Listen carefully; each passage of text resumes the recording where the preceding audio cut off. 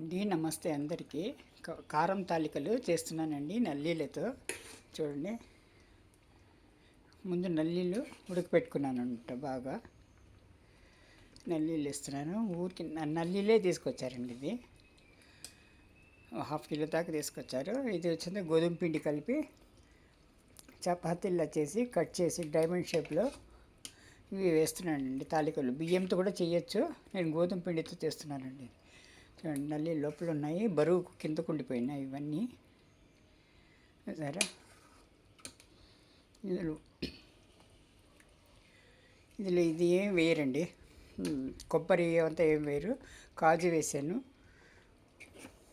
ఉల్లిపాయ, 2 టమాటాలు బాయిల్ చేసి గ్రైండ్ చేసి వేసాను అనమాట.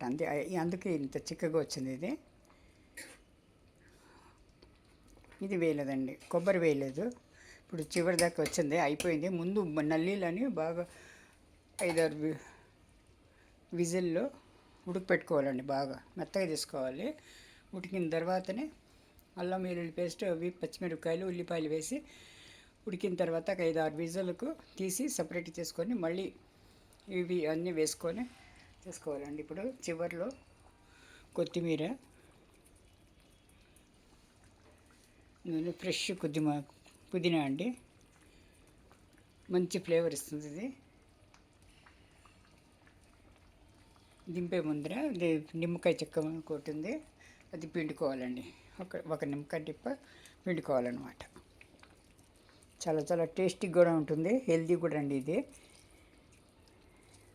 ఎక్కువ ఆయిల్ ఏం లేదు ఇందులో.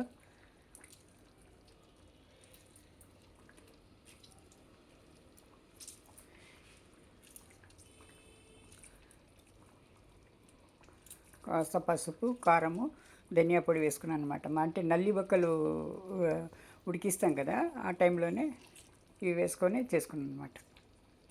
థ్యాంక్ యూ ఫర్ వాచింగ్ అండి. ఛానల్ని లైక్ చేయండి, సబ్స్క్రైబ్ చేసుకోండి, షేర్ చేయండి, కామెంట్ చేయండి. థ్యాంక్ యూ ఫర్ వాచింగ్ అండి. Thank you.